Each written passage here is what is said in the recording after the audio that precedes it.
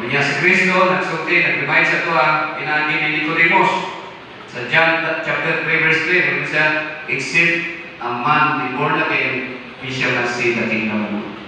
Yeah. So katong inyong ginahimo kanina kato seremonyal it's only by water and it is the Holy Spirit nga mo process nga kamo mag-born again yun ng Pinoon, no? Kaya na may born again nga pagka magkaligo wala na po. So ano na siya, no? So temani nga naay do kabiling nga ng born again sa gingon ni Jesus naay literal o naay symbolic. So ako i-remind sa inyo karon ang literal o symbolic ng born again. Ang symbolic is unsaman to be like Christ in character, no? Transformation of Christ-like character. So ang atong mind so wala pa kung dili pa ni ma-develop that is Catholic mind. Manang kinanta ni Paul sa Philippians 2:5, let the mind of Christ be in you. So dapat na atong mind nga Kristo nga mind. So magbago. Ang isa ka meaning sa born again is a literal na born again, a change of diet, a change of lifestyle. Sa una sa dili ko born again, manigarilyo ang sa inyo ha. So ini born again na dili na manigarilyo, no? Kung tingali may ngumon din ako magsigarilyo, Marlboro, marijuana na lang, kung mag-drugs, dili na siya, no?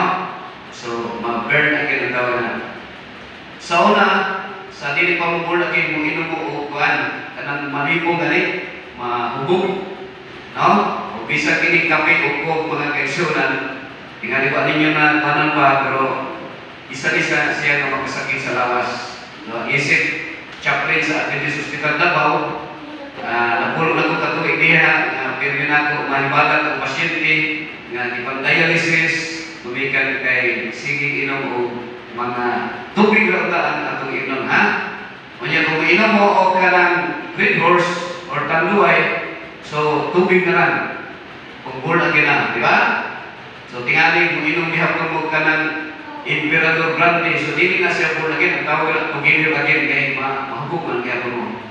No? So ano na siya? Sa pagkaon sa, kung sa una mo kaon ka ng humba nga baboy, hindi born again na humba nga nangka na, no? Huwag kaya may lista yung humba, pero ang ilista ninyo, ang baboy hindi na baboy nangka na, no?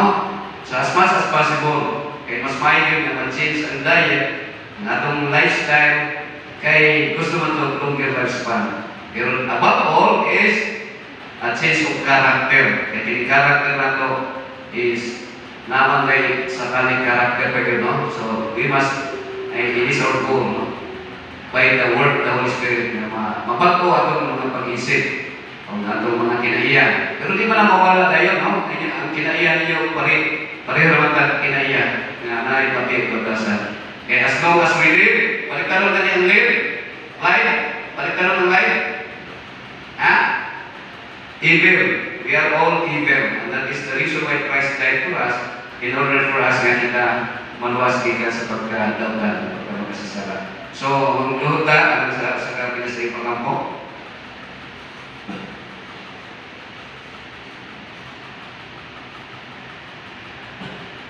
Dahil ito nga Diyos, ang mga amo nga nakasalangit, ang Ebanghelyo sa kaluwasan at madaugon, kumikan niining imong mga anak na may kabat 29 kanila nga may desider sa pagpabautismo.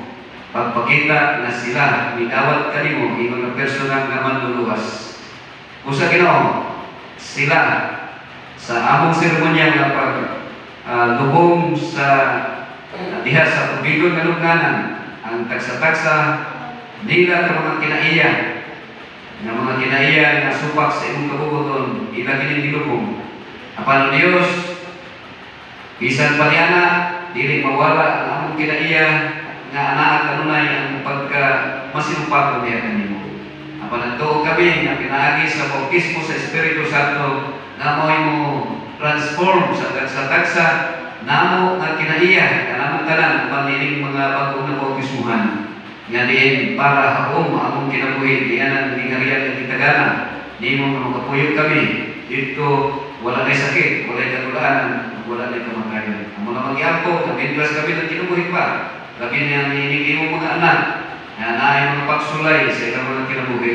Apan sila Ginoo, uban sa pag-nurture, pag-amuma sa mga kaigsunan, dinhi sa Iglesia sa Adams o sa Panagan o asa lapit ng Espiritu sa pagdumala ni Pastor Argentino, Pastor Brian Baigmani o sa tanan mga Bible workers o sa mga elders, sa mga diaconal, mga officers o mga kaigsunan o sa nilitagnaan ang hangyo na ikaw maghahatag sa matag usa kanila o bigol na pagsalig kanimo.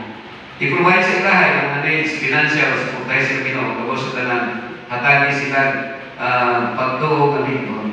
O sa nilitagnaan, ako nga ministro sa mayong balita, magkabayaw sa akong mga kamot, nga mo simbolo kini sa kamot ni Kristo, nga mo ay mo hukbo sa mga nagayang ng grasya, hindi lamang material blessings, tapos sa tanan, spiritual blessings, nga mo katod sa kinabuhin, walay katapusan. The Lord will bless you and keep you. The Lord will make His face shine upon you and be gracious to you. The Lord will lift up His countenance upon you and give you peace. In the name of the Father, the Son, and the Holy Spirit. Amen.